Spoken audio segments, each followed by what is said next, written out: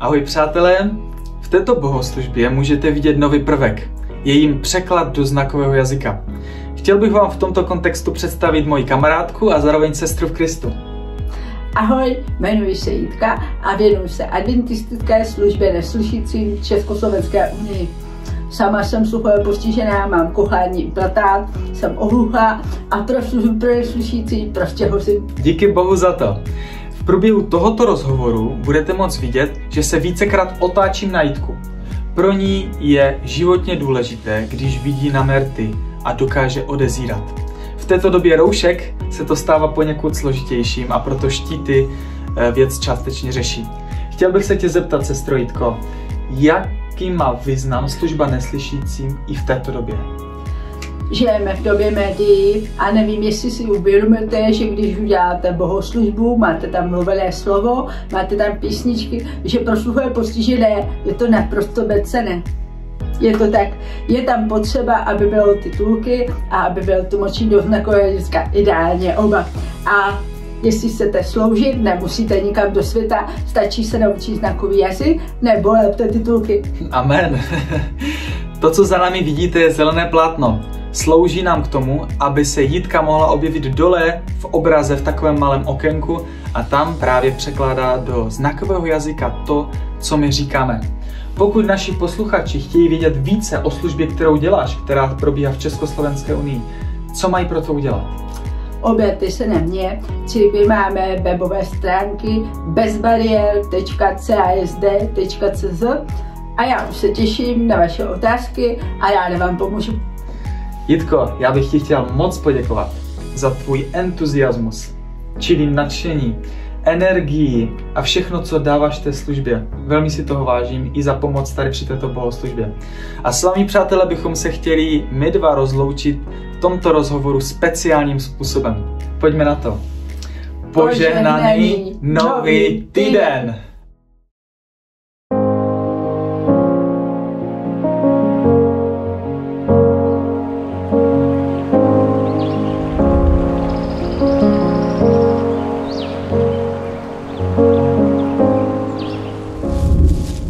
Ahojte všichni, přeji vám krásný den.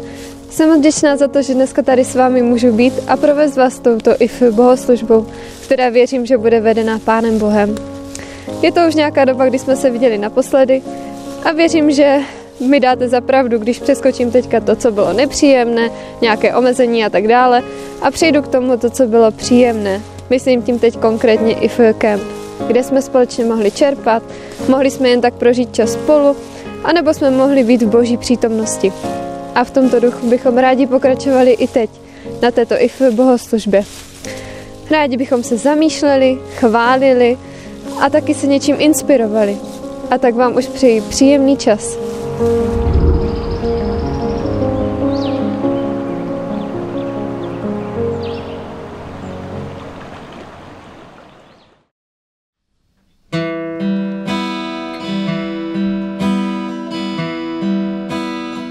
Aj keby nekvitol kvín, aj keby nerodila zem,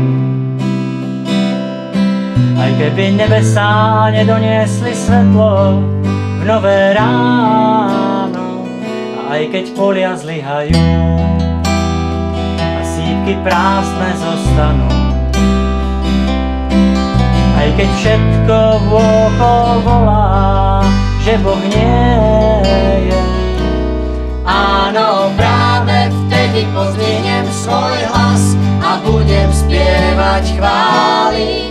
Uprostred Trápení, uprostred súžení, Ježiš je Pán. Áno, práve vtedy pozdvihnem svoj hlas a budem spievať chvály, lebo verím, v Neho keby nekvitol.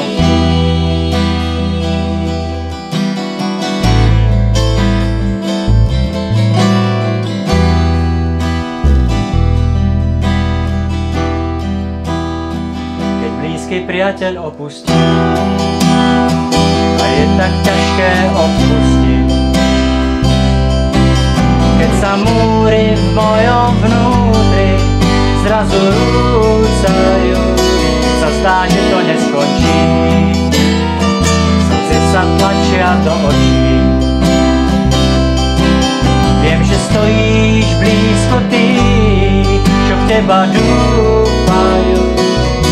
Áno, práve vtedy pozdvihnem svoj hlas a budem spievať chvály. Uprostred trápení, Uprostred súžení Ježíš je Pán. Áno, práve vtedy pozdvihnem svoj hlas a budem spievať chvály, lebo verím, v Neho verím. Áno, práve vtedy pozdvihnem svoj hlas a budem spievať chvály. uprostred Trápení, uprostred súžení Ježíš je Pán. Áno, práve vtedy pozdvihnem svoj hlas a budem spievať chvály, lebo verím, v Neho verím. aj keby nekvitol.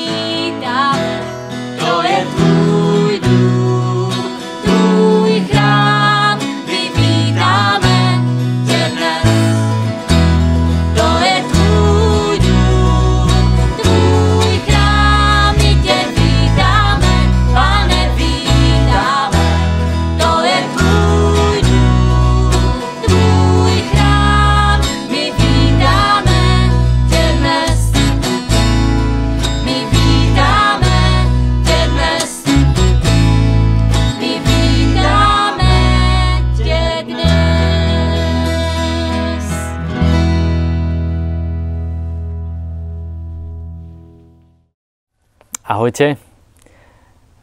Asi každý z vás vie, alebo väčšina z vás vie, že mám rád postavu Winnetua a filmy s tým spojené. A nedávno som videl jeden rozhovor s človekom, ktorý si spravil muzeum.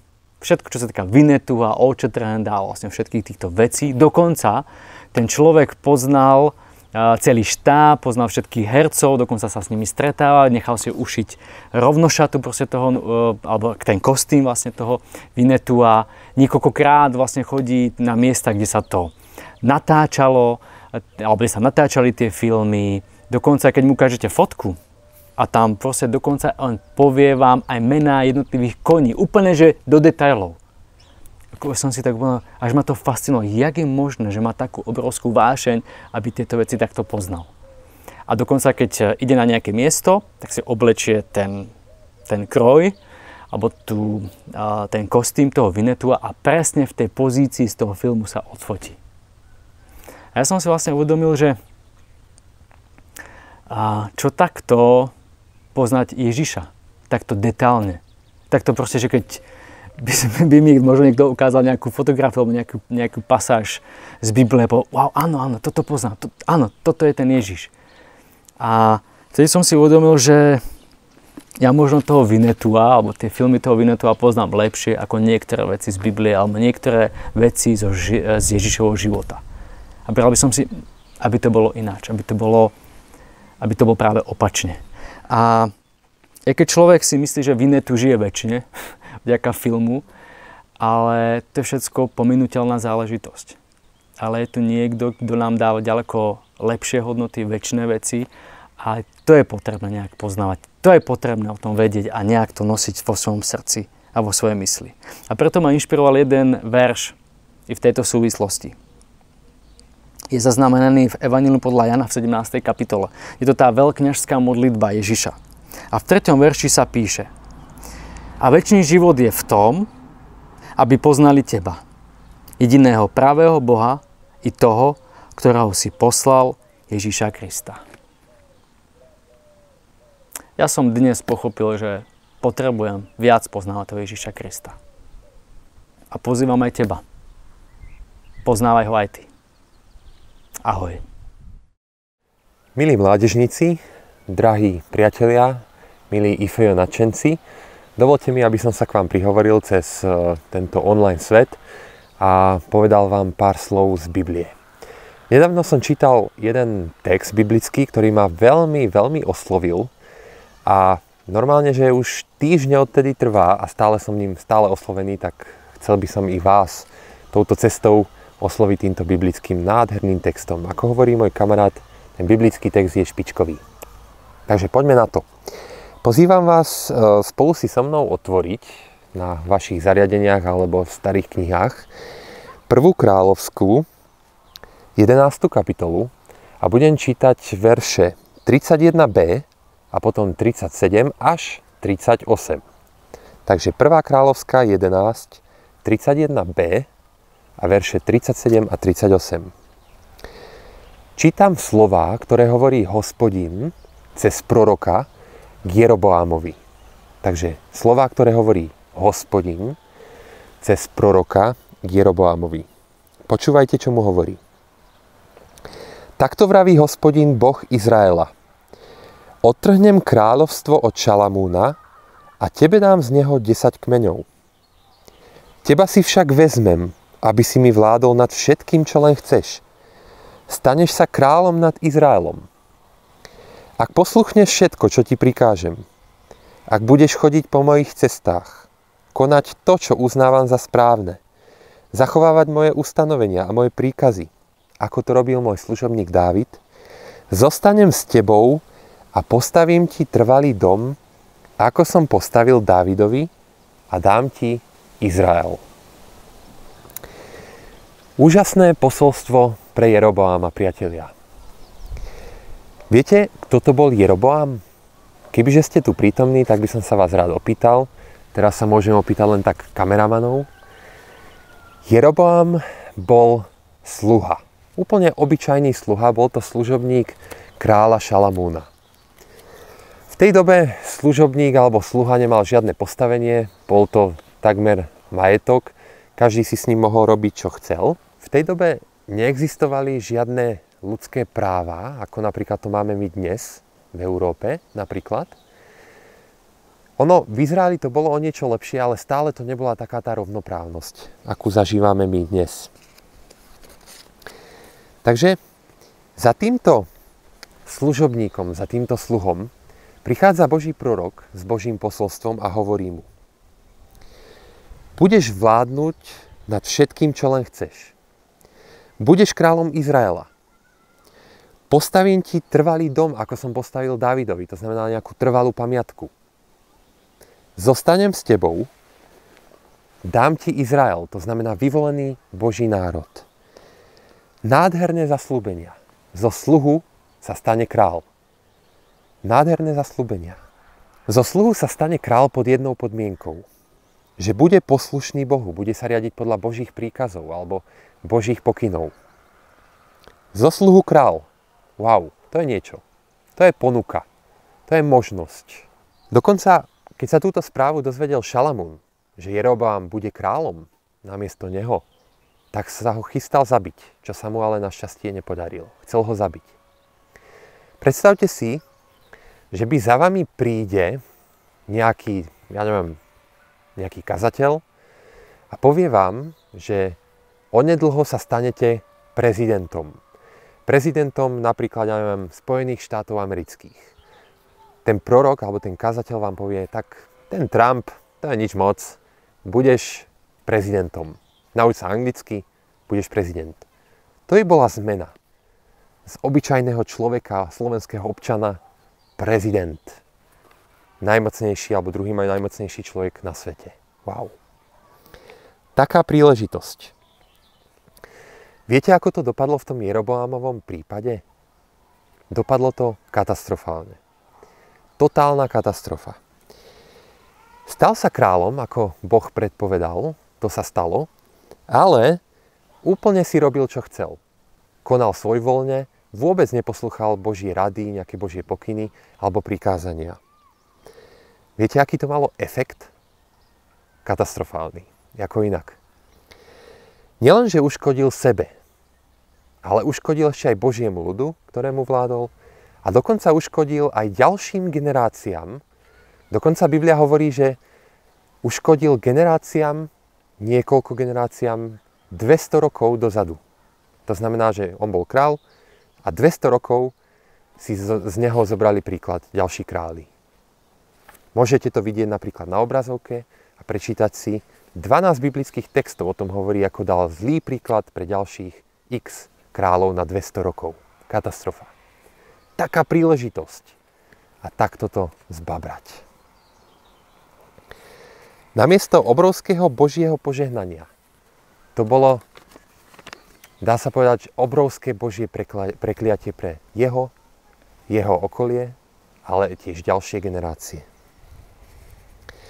Milí priatelia, tento príbeh mi pripomína našu situáciu. Naša hodnota ako človeka takisto nie je veľká. Biblia hovorí, že sme prach. To znamená, že tá hodnota je veľmi slabá a malá.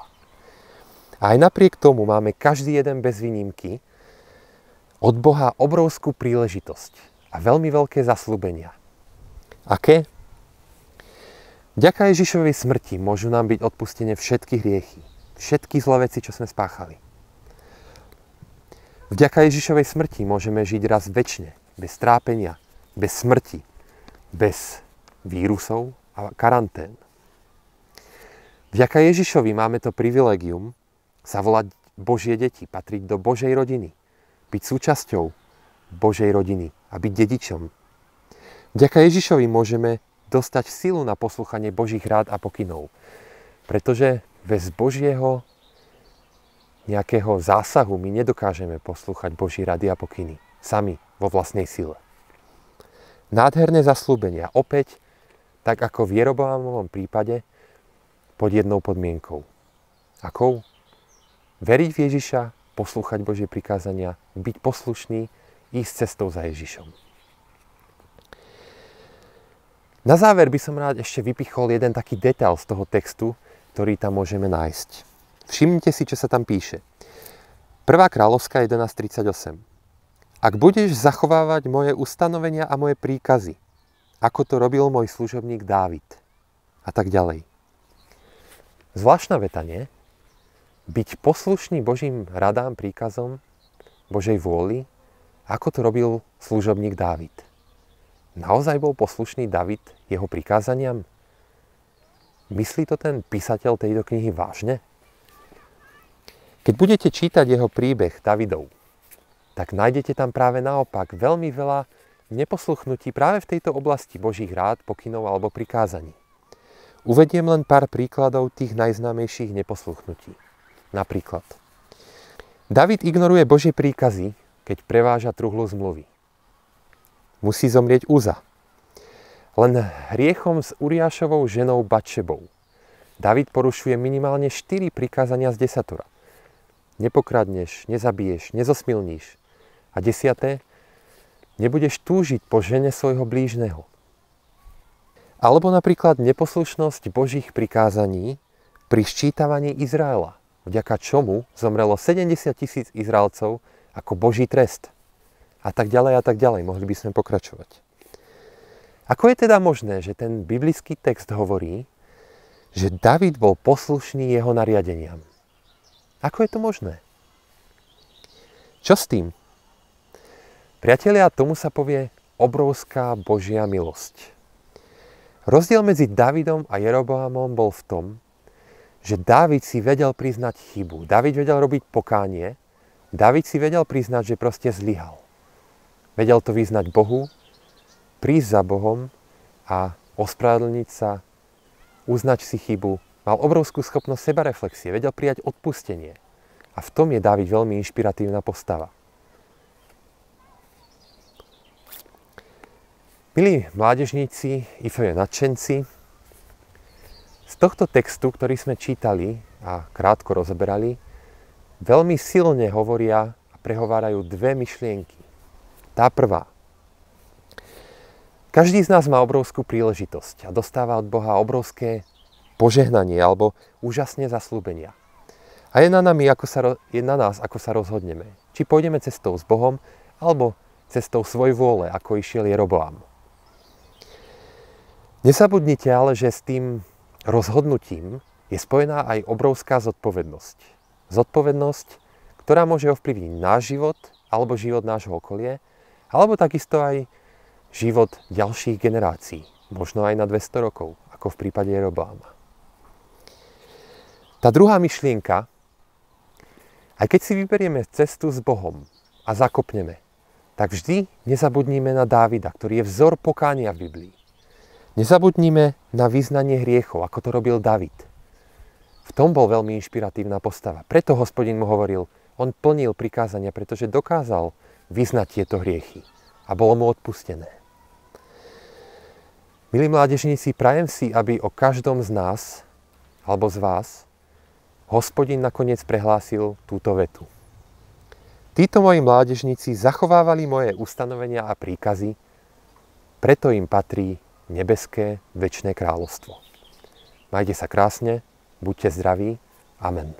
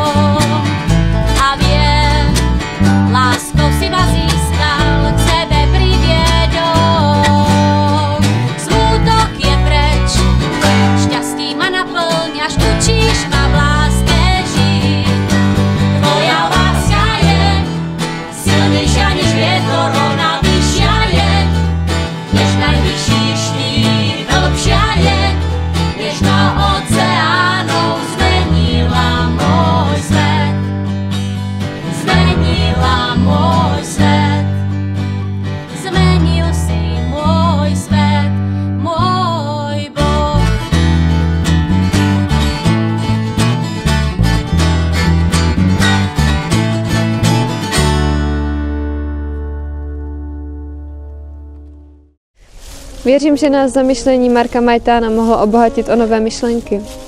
Mě například zaujala myšlenka pokory. Za tu se poslední dobou modlím a vnímám, že s ní mám problém. A co vy? Co zaujalo vás? Nebo nad čím přemýšlíte? Podělte se s námi v komentářích. A teď už budeme pokračovat v programu. Ahoj přátelé, chtěl bych vás pozdravit.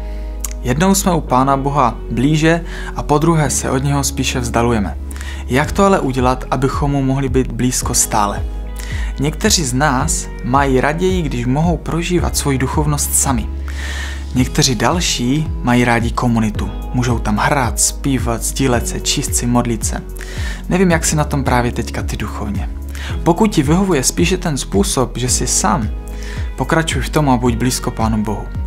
Pokud ti ale přijde, že jsi sám, ale toužíš po nějakém společenství, kde bys si mohl sdílet, modlit, nabízím ti jednu inspiraci.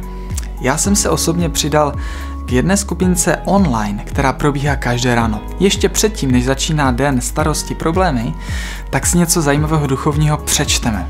Potom se o tom sdílíme a následně se modlíme. Pokud ti to přijde jako zajímavý nápad, chtěl bych tě povzbudit, přidej se k nám. Nějak se mnou spoj a já tě tam přidám. Pokud to chceš sdílet, klidně to sdílej s lidmi okolo, také se můžou přidat. Je to moc zajímavý způsob, jak začít den duchovně. Mně osobně to hodně duchovně pomohlo. Tolik moje krátká inspirace a těším se na další průběh i v bohoslužbě. Ahoj. Ahoj.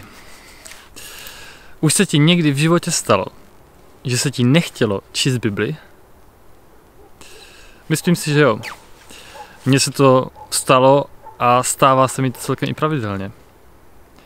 Ale i když víš, že bys měl, i když víš, že to je dobré a já nevím co, tak přesto bys raději hleděl do prázdné stěny, než si otevřel tu knížku.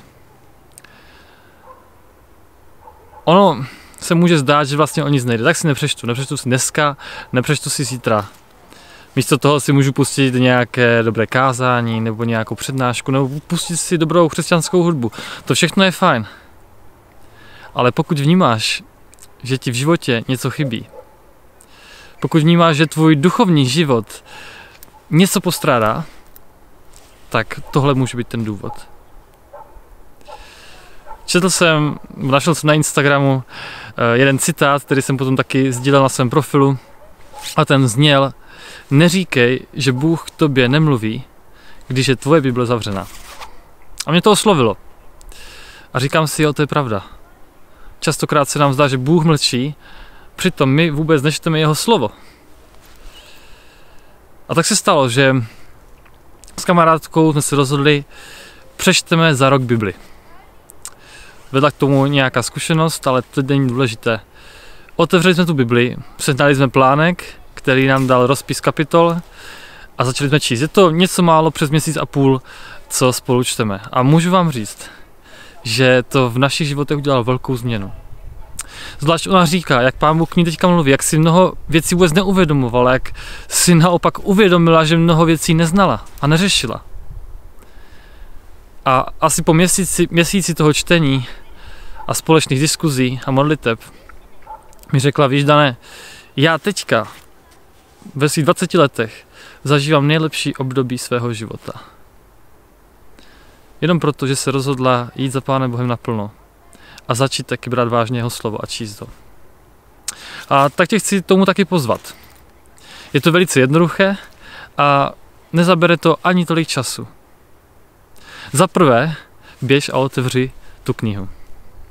Za druhé, než začneš číst, pomodli se a řekni: Pane Bože, prosím, dej mi svého ducha. Protože vím, že tvůj duch inspiroval písatele té Bible, takže pokud mám rozumět několik tisíc let starému textu, potřebuju stejného ducha. Za třetí, čti třeba kousek, několik veršů, nebo jednu kapitolu.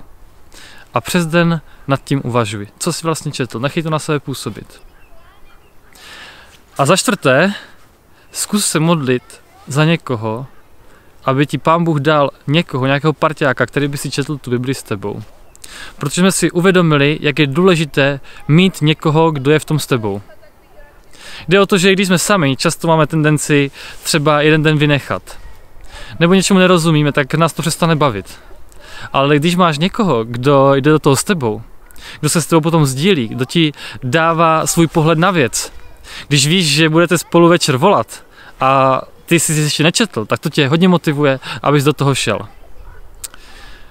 Ideální je, pokud by si našla jako holka taky nějaký děvče, nějakou kamarádku, dobrou kamarádku, abys mohla být otevřená v tom sdílení, abyste spolu mohli probírat úplně ty osobní věci, které bys třeba s kamarádem nemohla probírat. A zase pokud jsi kluk, tak zkus si najít nějakého kluka k sobě, kamaráda, který to má podobně a chtěl by taky začít číst Bibli. Můžu jenom vřele doporučit. Mám i kamarády, kteří do toho šli, kteří se nechali inspirovat tou naší zkušeností a teď mi říkají, to je super, když můžeme takhle ve dvou. A říkají, hodně mě inspiruje, když ten druhý člověk mi říká svůj pohled. OK, nebudu tě už zdržovat. Pojď do toho a uvidíme, co to s tebou udělá.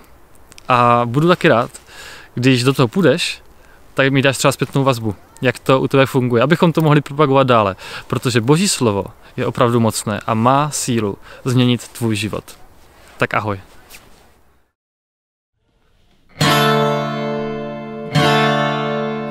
Chválte Hospodina,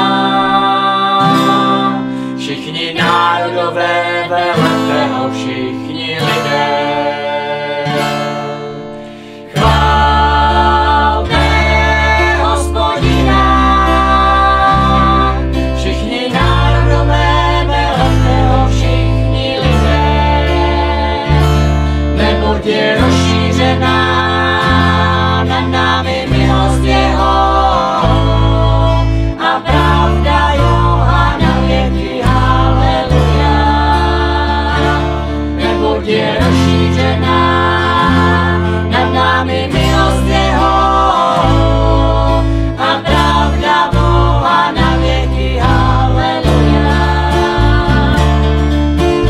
Chválte Hospodina, všichni národové, velete ho všichni lidé. Chválte Hospodina, všichni národové, velete ho všichni lidé. Neboť je rozšířená nad námi milost jeho a pravda Boha na věky, haleluja. Neboť je rozšířená nad námi milost jeho a pravda Boha na věky, haleluja. A pravda Boha na věky, haleluja. Dnešní bohoslužba se nachýlila ke konci. Jsme rádi, že jsme ji mohli takto společně prožít. A dovolte mi ji zakončit krátkou modlitbou. Dobrý nebeský Otče, děkuji ti za to, že i v této době máme pořád za co děkovat. Že máme kolem sebe rodiny, přátele, že máme přírodu, že máme možnost taky někde vyjít. Ale děkuji ti také za to, že můžeme trávit čas takto spolu na bohoslužbě a přemýšlet nad tvým slovem a nad tebou. Chtěla bych tě poprosit, aby si nás vedl svým svatým duchem, abychom byli citliví na to, co nám chceš říct skrze jakákoliv zamyšlení, jakékoliv tvé slovo. A konkrétně dneska, abychom byli citliví na to, kdy chceš, abychom k tobě byli poslušní a pokorní. Děkuji ti, že nás provedeš i tím, co nás čeká v budoucnu. Ve tvém jménu, amen. Teď už bych vám chtěla popřát krásný čas, který můžete trávit se svým Pánem Bohem, čas, který máme kolem sebe a pro ostatní, a taky ten čas, který bude jednou v budoucnu. Mějte se pěkně, ahoj!